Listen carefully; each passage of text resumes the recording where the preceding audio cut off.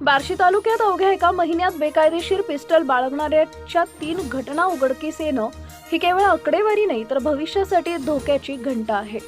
विशेष म्हणजे यातील 2 घटना तालुका पोलीस ठाण्याच्या हद्दीत तर एक घटना शहर पोलीस ठाण्याच्या हद्दीत घडली आहे। यावरून गुन्हेगारीला आता शहर ग्रामीण असा कोणताही भेद उरलेला नसल्याचं स्पष्ट होतंय।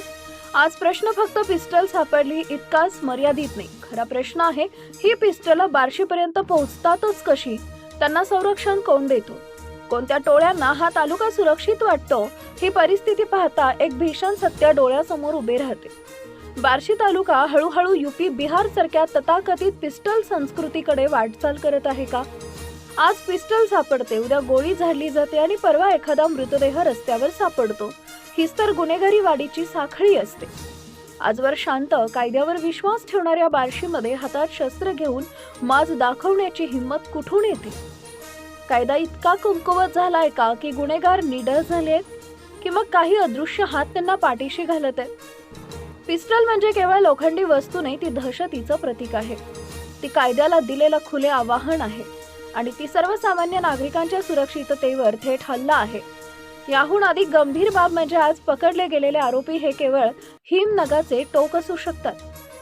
खरा प्रश्न असा आहे, अजून किती पिस्टले बार्शी तालुक्यात फिरतात, आणखी किती तरुण गुन्हेगारीच्या दलदलीत ओढले जात आहेत? पोलीस प्रशासनानं केवळ कारवाई केली एवढ्यावरच समाधान मानणं आता धोकादायक ठरेल। आता वेळ आली आहे पिस्टल पुरवठा करणाऱ्या मूळ साखळीवर घाव घालण्याची, गुन्हेगारीला पाठीशी घालणाऱ्या सफेद पोशाखांचे मुखवटे फोडण्याची आणि कोणताही दबाव न मानता निर्भय निर्दयी कारवाई करण्याची।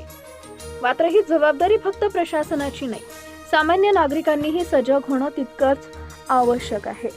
आज आपण गप्प बसलो, दुर्लक्ष केलं, आपल्याला काय अशी भूमिका घेतली तर उद्या गोळी कोणाच्या दारात झाडली जाईल हे सांगता येणार नाही। आज खरा प्रश्न आहे, आपण सुरक्षिततेबाबत जागे होणार कधी? पहिला खून झाल्यावर का?